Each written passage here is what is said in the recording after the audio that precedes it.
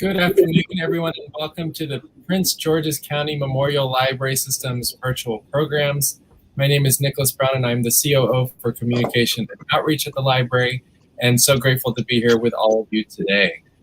We are first and foremost honored to be joined by Roz Ward, who is providing ASL interpretation for this event, which is part of Mental Health Awareness Month and also our countywide campaign promoting mental health awareness, which is during the month of May.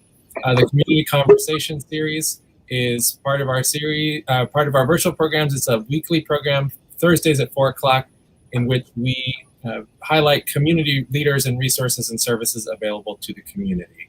And I see that my colleague Rachel has just joined, and I'm going to invite her to introduce our very special guests from Metalworks Behavioral Health, as well as Roberta Phillips, our CEO. Hey everyone, thanks. Sorry for the technical difficulties, but I would like to say that PGCMLS is so grateful to our partners for today's event. Nick may have already mentioned that Prince George's County Parks and Recreation, which has generously supported the inclusion of the ASL interpretation, Prince George's County Children's Mental Health Awareness Committee, and the statewide Children's Mental Health Matters campaign. Angela Boone is a certified social worker clinical who serves as executive director of operations for Metalworks Behavioral Health. Metalworks is a behavioral health provider for all ages.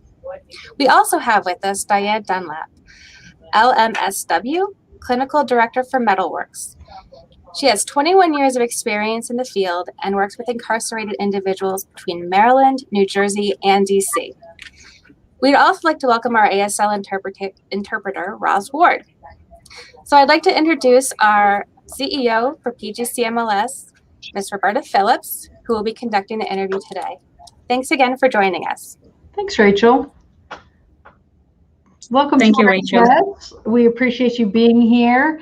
So tell us a little bit about Metalworks Behavioral Health and what your goals are and who you serve there. Sure. First of all, thank you for having us. We are definitely delighted to be here today, so thank you. You're welcome. Metalworks, we have been in business over on this site for approximately 3 years, and so our goal is to work with our partnerships and stakeholders in building resiliency and supporting the recovery of individuals and families in the community. And so we do that through our vision, which is to be recognized as the behavioral health field as a leader and preferred provider of choice by providing the highest quality of services that exceeds our stakeholders' expectations. And currently, we're proud that we are CARF accredited, which is like the golden seal for excellence. So we make sure that we do everything in the spirit of excellence. And so having that seal means that we're meeting the expectations of our stakeholders and our providers. Excellent. So mental health awareness is this month. It's a major topic that has been happening not just this month, but throughout the pandemic, as so many folks have faced crisis after crisis and isolation, among other things. What other topics have come about throughout the pandemic that you are addressing with your organization? Of course, a lot of people right now, if they didn't know they had mental health challenges or issues or needs, it has definitely come forward to the forefront during this pandemic. We are seeing just an influx of individuals needing additional support and services. People who are experiencing job loss, of course, whether it's a total shutdown, whether it's a partial reduction in hours.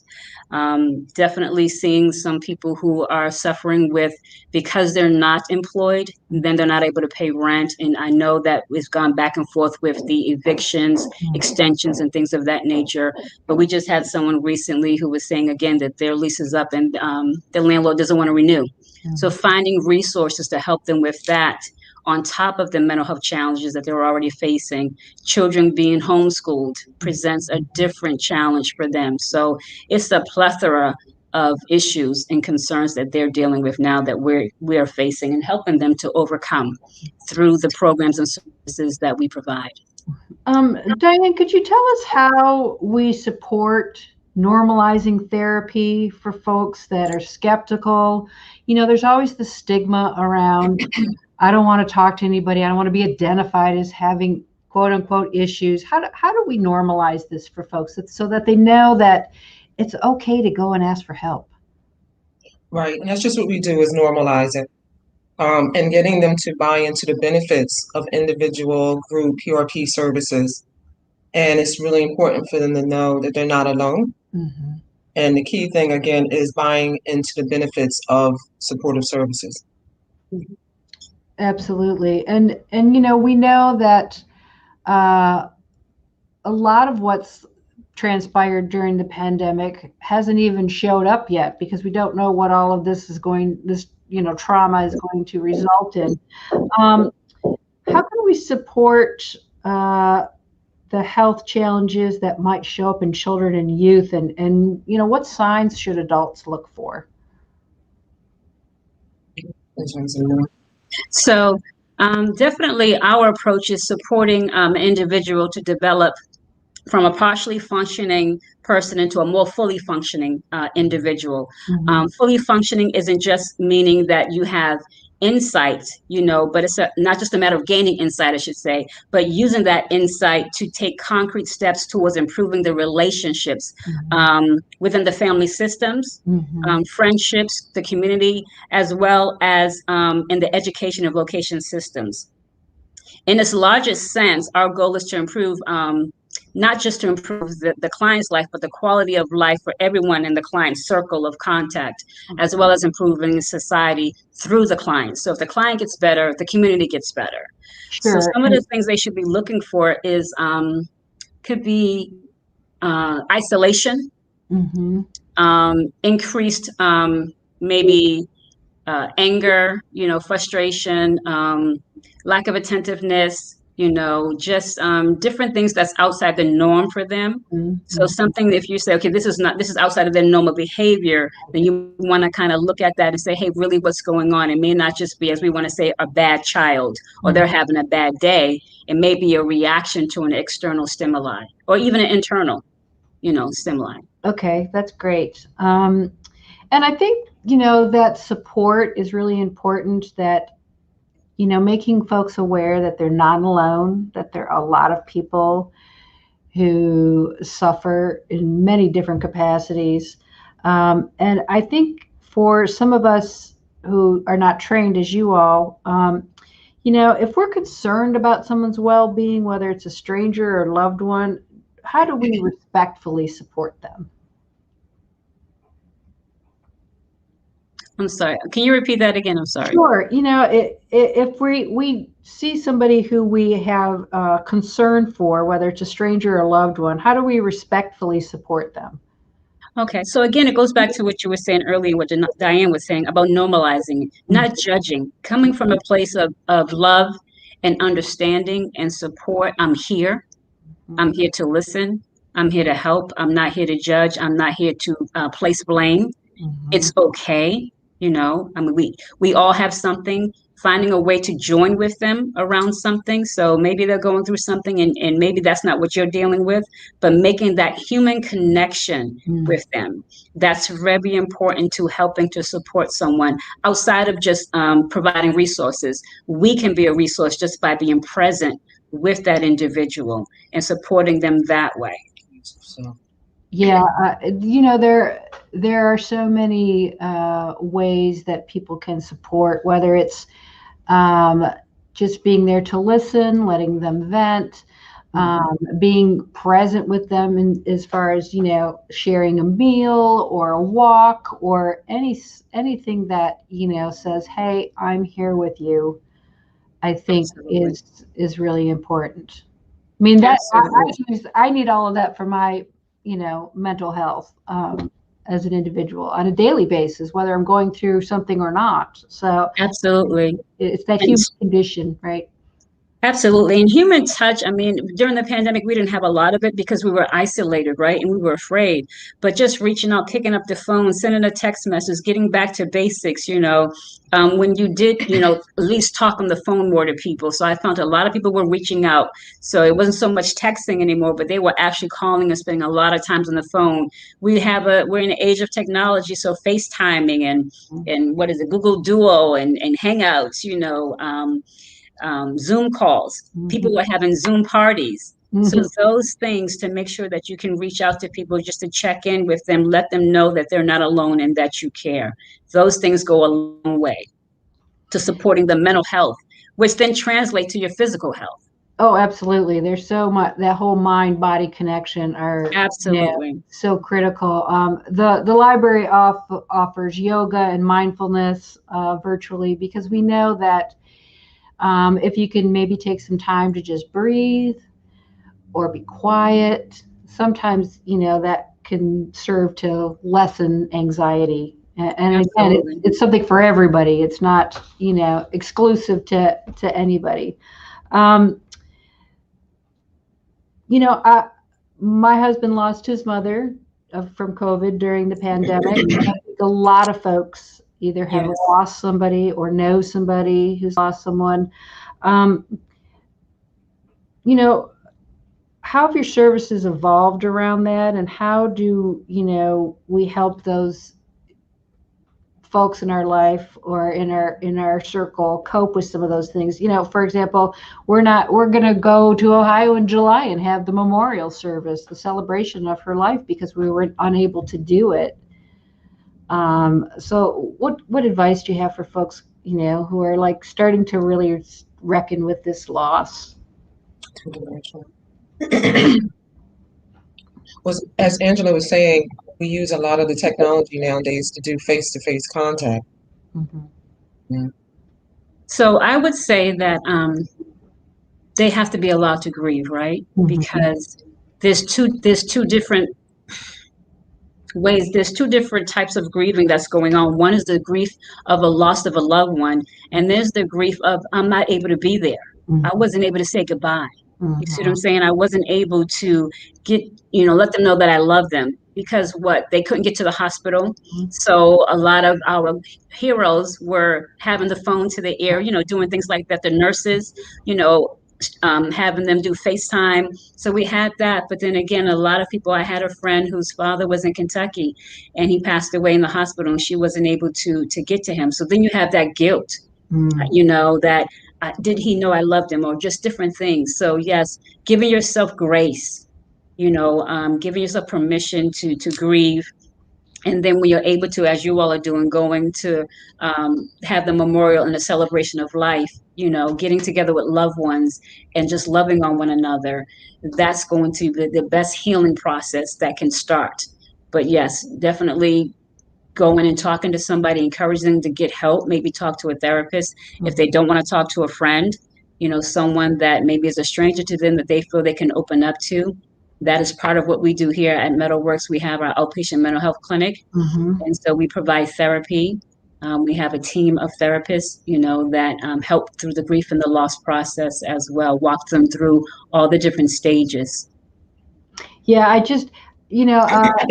think it's just an added layer, right, of the process that you need to go through. And then, like you said, it's that guilt of not being there. It's that I didn't get to hug them one more time. And so I think, that just presents some new challenges. And there have been so many new challenges during the pandemic. One of the things that the buzzwords that we're hearing a lot of is trauma-informed care. Can you talk a little bit about what that means in terms of our times now and mental health? So trauma-informed care has a lot to do with approaching a client or anyone in our circle with compassion, understanding, and active listening, and doing it in a way where we're asking permission to speak about an issue and not be intrusive about it. So it's giving them it supports self-determination in their will to discuss any issues.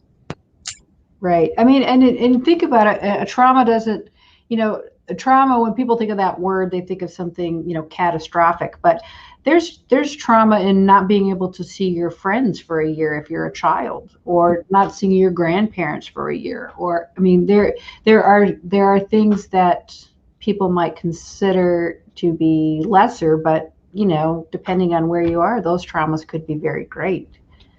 Absolutely. So, that's part of what you all do, is help to address those things. Absolutely. And trauma, you have to be specialized to deal with specific trauma, or else you can do more harm than good.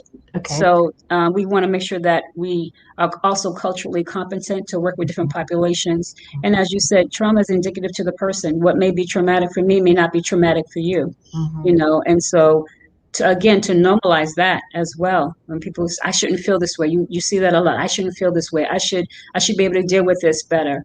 Who says that? Where did that come from? We're living in something that we've never experienced before, and so we have to adjust. And again, as I say, we have to give ourselves grace.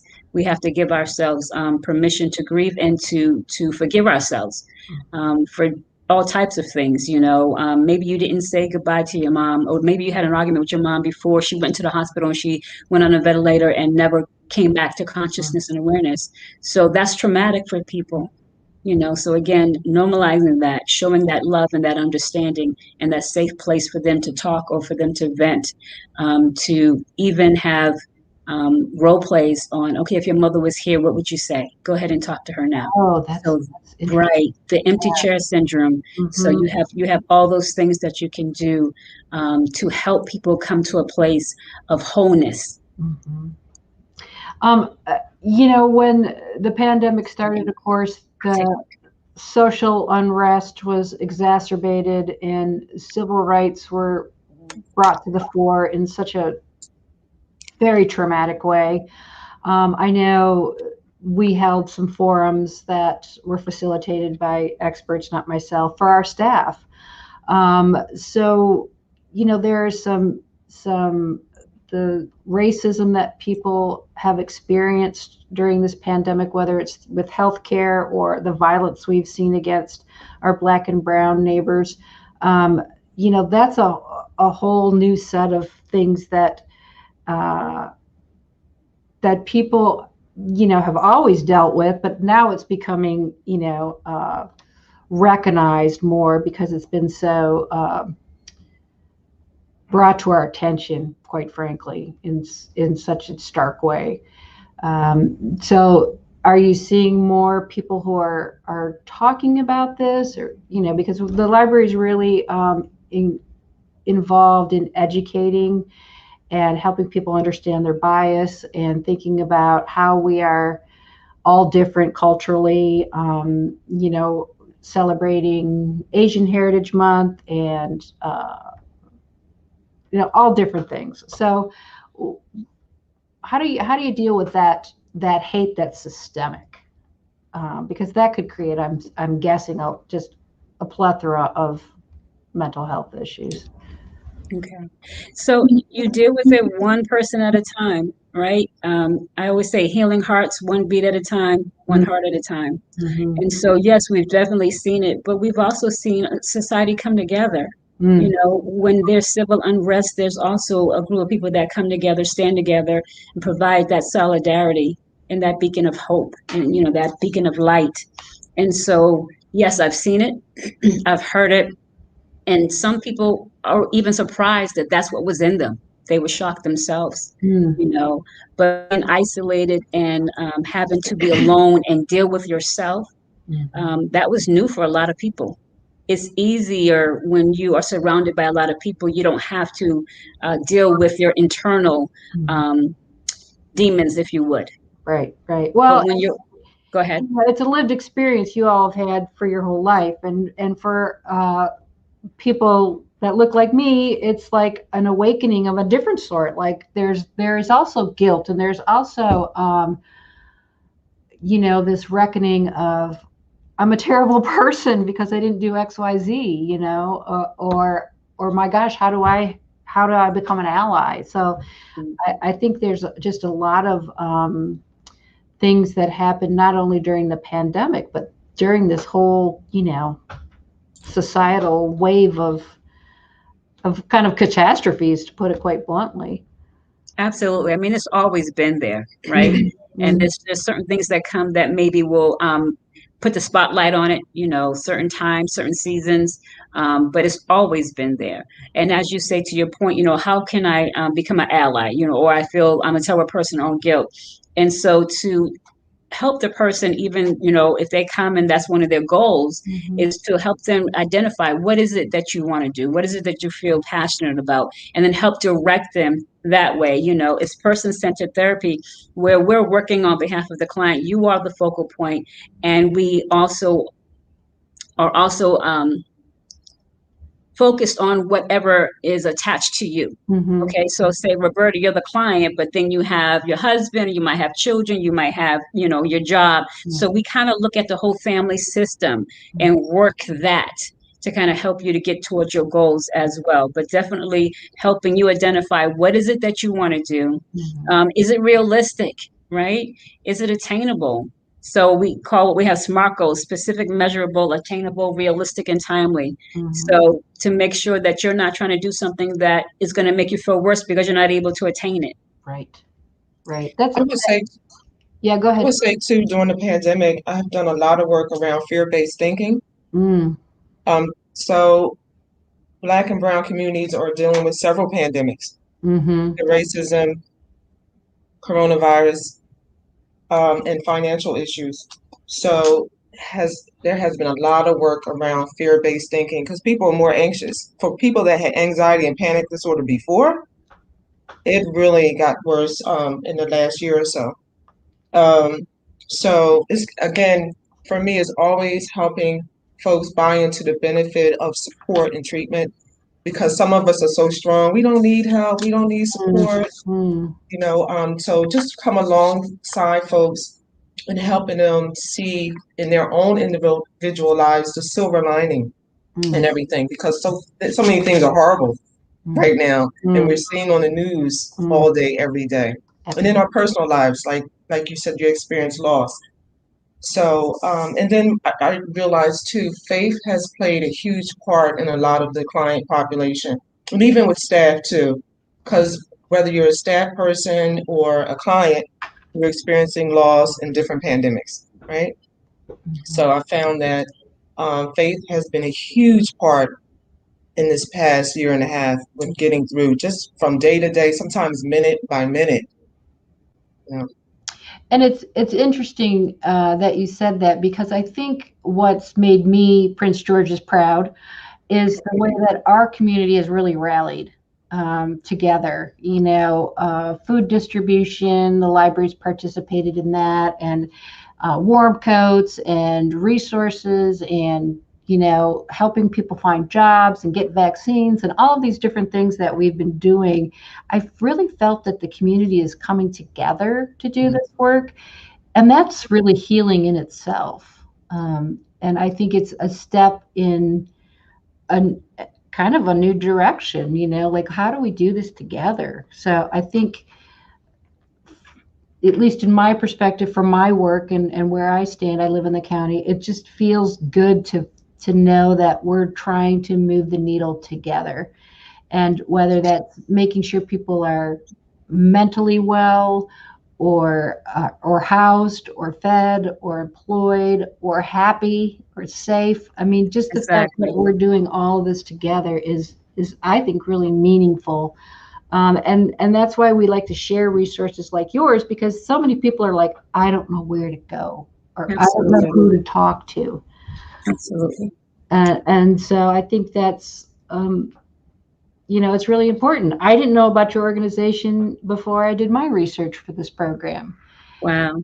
And I probably could have Googled, therapy or behavioral health and found it, but just, again, bringing awareness to the fact that there are programs for people in a multitude of situations where we are willing to help.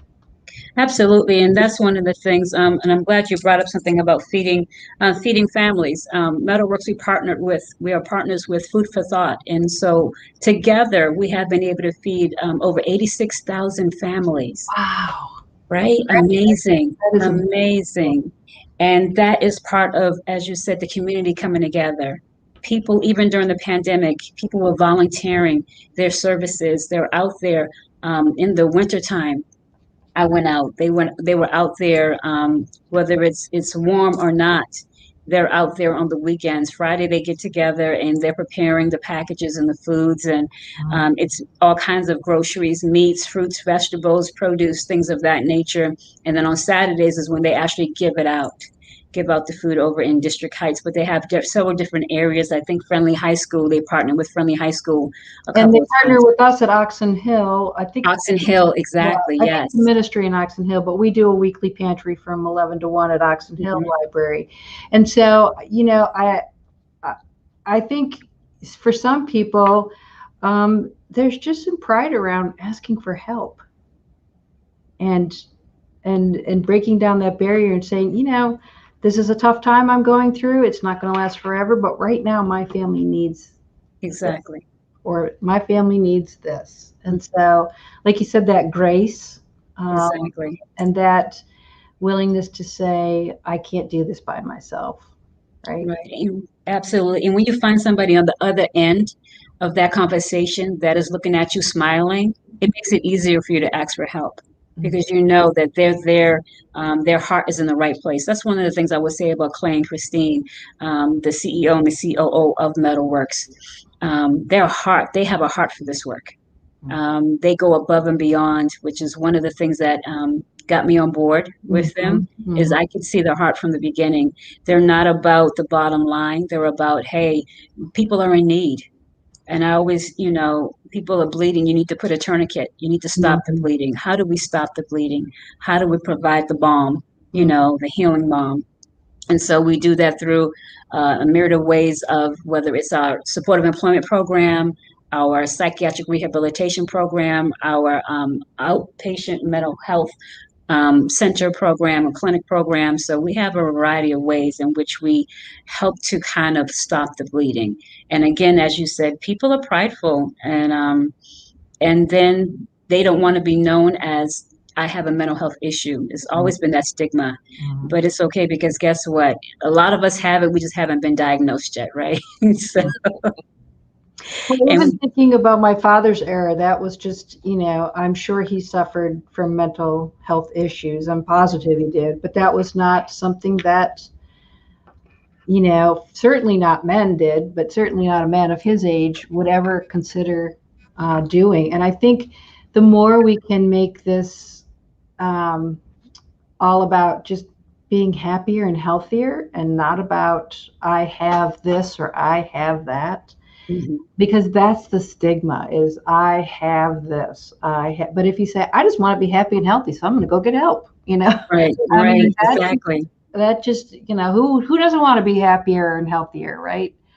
So I think the language continues to evolve around, and just like you said, just having a month where we're made aware of the fact that, you know, everybody needs help sometimes, and maybe yours, whatever you're suffering with, is more severe than somebody else. You know, that's what you are there for, to help them figure all that out. Absolutely. Help them to navigate through the challenges of life and letting them know what entitlements, what services, what resources are out there to help them. Because a lot of people, what we found, they didn't know that these resources were available to them. And it's amazing, as long as treatment has been available, there's still people who still don't know where to go, how to access it. And that is a daunting task. Some of them give up because it's too much red tape, the intake process, you know, the approval process. It's a lot for them. So having somebody help walk them through that with our case management team for our PRP program, that definitely helps the clients to be able to, I'm sorry, yeah, I was just gonna say, and I think people all already assume too that I'm not gonna be able to afford it, right?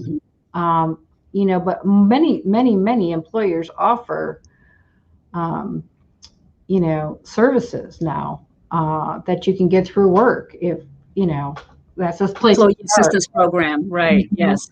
You can get a lot of employees have the employee assistance program where you can get like up to 12 visits of mental health therapy for free. Mm-hmm. Yes, absolutely. They do have that.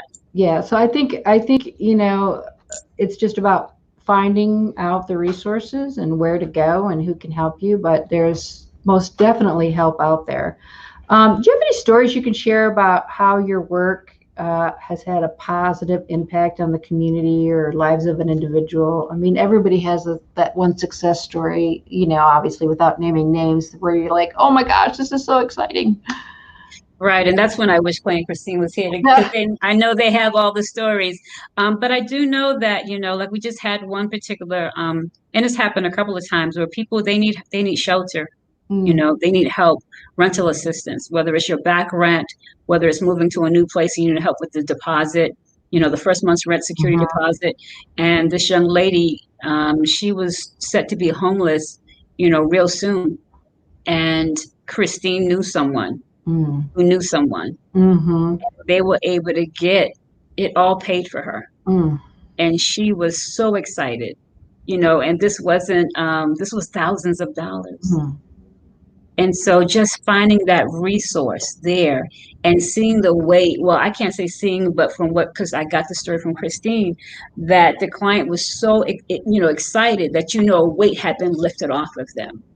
And so those are the types of things that had she had not been part of our program and had Christine not had this connection to another connection, we don't know what would have happened. But what we do know is because she was part of this program, we were able to kind of put heads together and find resources.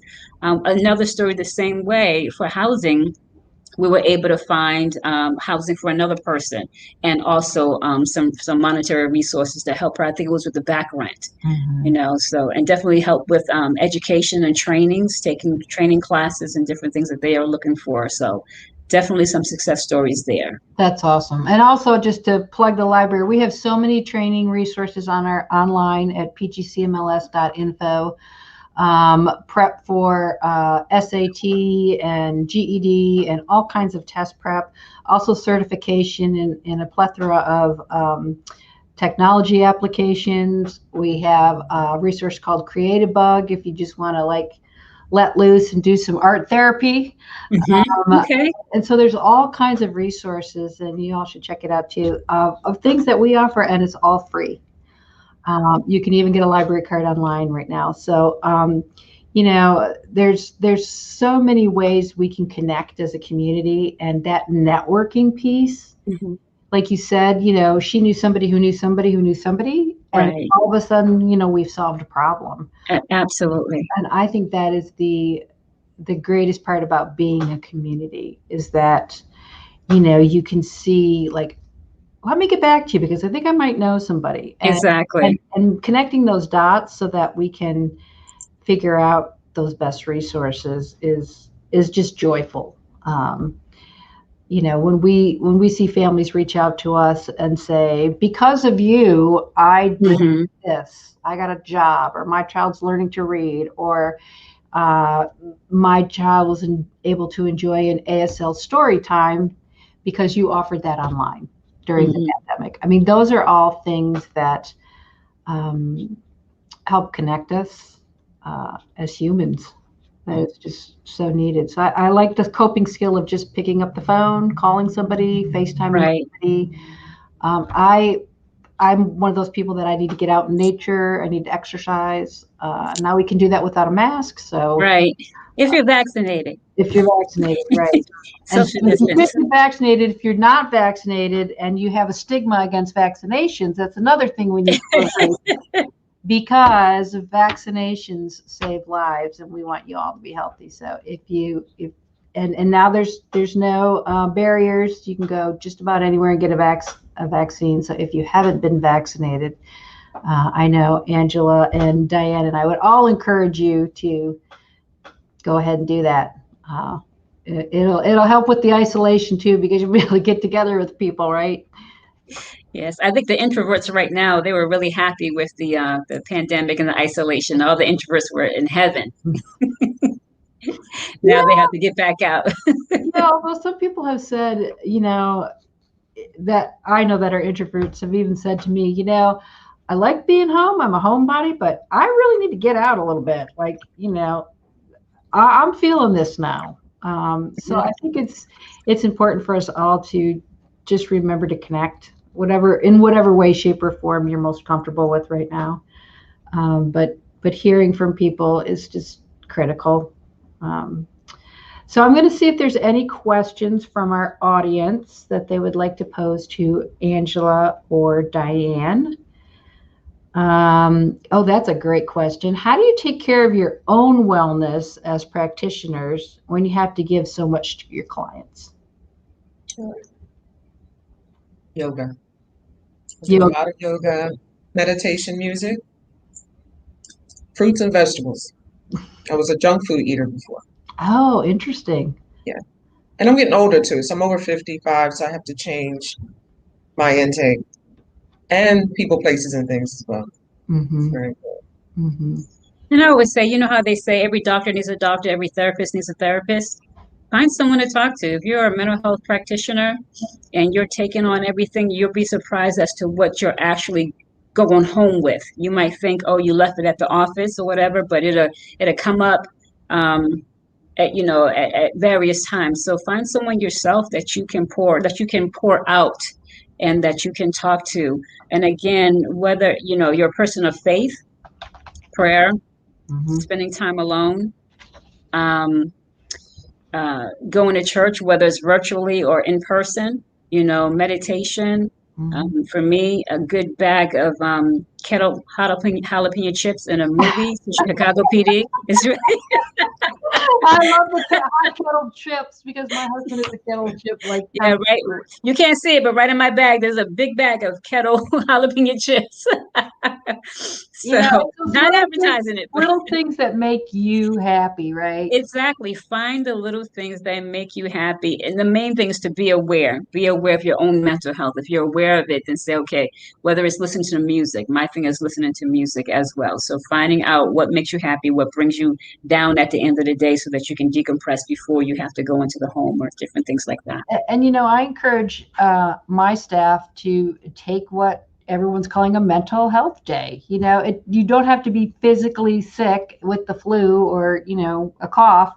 Maybe you just need some downtime because your work is all encompassing, or you're just, you're taking care of kids or parents or both, and you just need a day where you can just be still. So I really encourage my staff to do that as well. Our friend Vivian Royal said, you all like what you do. I'm sorry, what was the first? Do you like what you do? I love what I do. Field of social work. I knew since I was 14, my family had to go into family therapy because my sister at the time was 12 and she was suicidal. I was 14. And my mother had mental illness, but we didn't know that then. And it made a world of difference seeking that help. Oh, I forgot the question. Oh, so yeah. So you love what you do. So I knew since then that I wanted to be a mental health provider. Yeah, it was so helpful for me. I was like, wow, this is what I have to do. I have to go out and help somebody. Oh, that's an awesome story. How about you, Angela? Yes, I thoroughly enjoy what I do. My background, I've been in mental health now for over 20 years. And I've always was the person that people would come to as a child, right? For help. So as a child, people always came to me. Growing up, people always came to me. I thought, okay, when I get older, I'm going to be an airplane pilot, a ballerina, a lawyer, or a garbage collector. Because back in my day, when the garbage people came around, you could ride on the back of the trucks. That's how they collected the garbage. So I was like, oh, that must be so cool to do that. Then I realized that garbage stinks, and I was like, nah, I don't want to do that anymore. So one day it just hit me about social work, and I was just doing it ever since, So again, my roots are in family care, like in the home, working in the home to prevent people from going into foster care. So working with the birth family to keep the children in the home, working with the psychiatrist, the legal system, to do whatever we needed to do to keep the family in the home. So family preservation. And from there, I went into foster care, working in the foster care industry for about 10 years.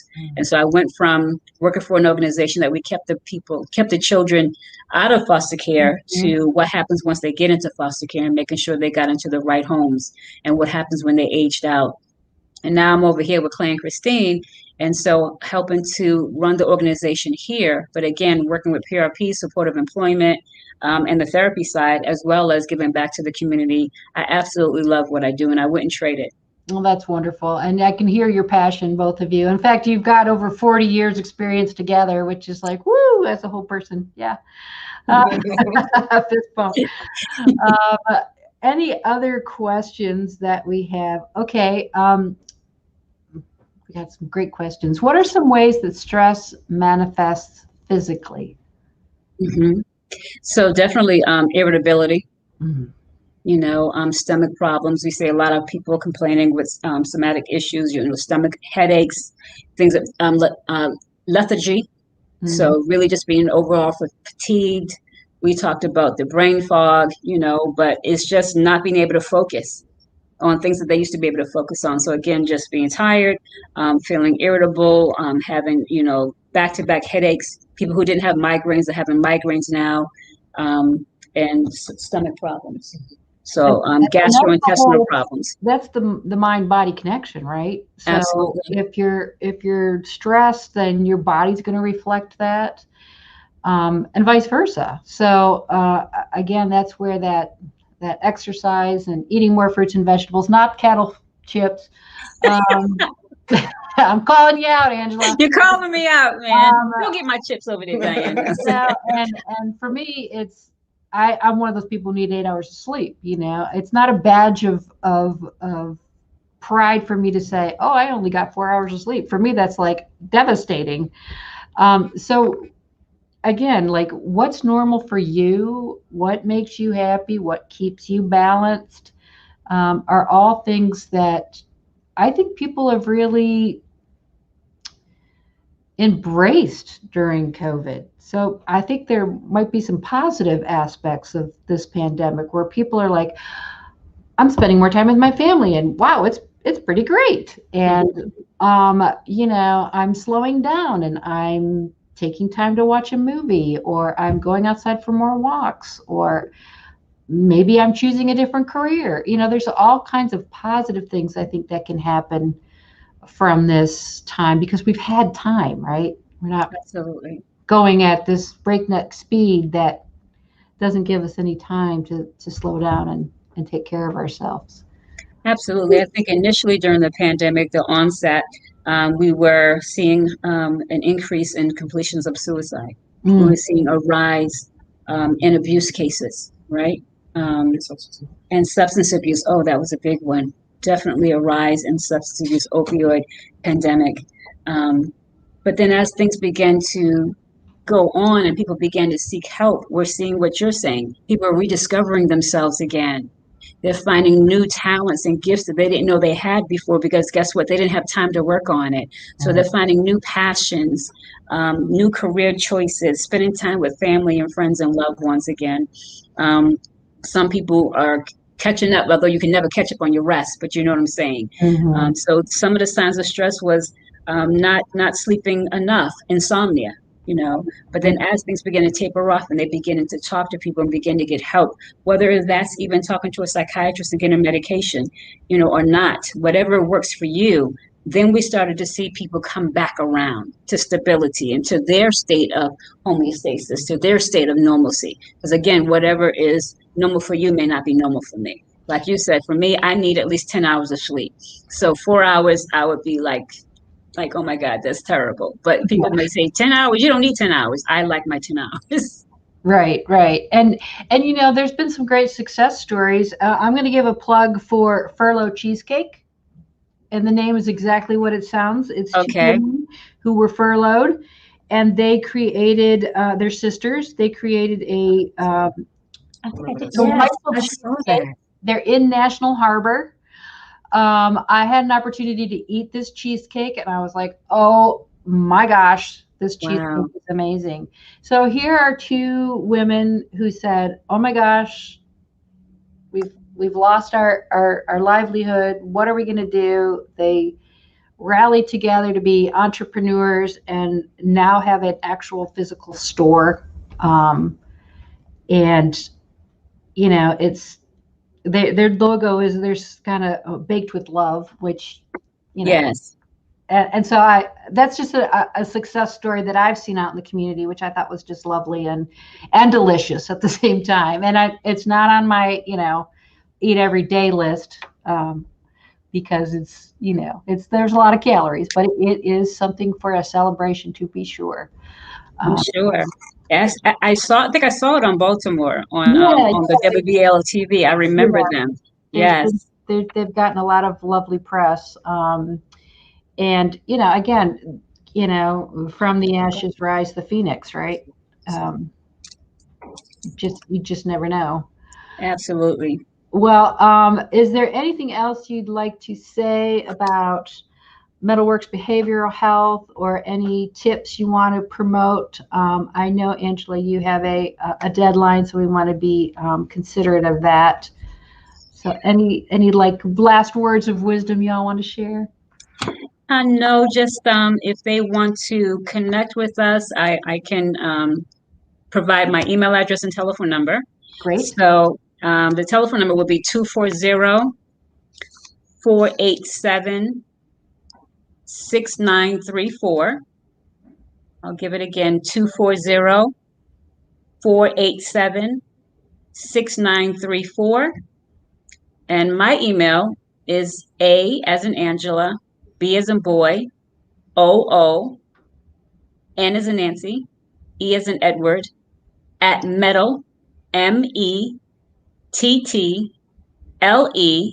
dash works with an S.com. Awesome. We appreciate so much your wisdom, your passion, your dedication to helping people. I always love when I can talk to somebody who, and there's your email address just came up on the screen. It's just a joy to know that there are fabulous places like Metalworks Behavioral Health that people can go to and get happy and get healthy. So thank you, ladies, for joining us. And thank you, Roz, for signing. We appreciate you as well. Yes, thank you, Roz. We appreciate you. Thank you all for having us. All right. Have a great afternoon, everybody. Okay, you too. Bye-bye.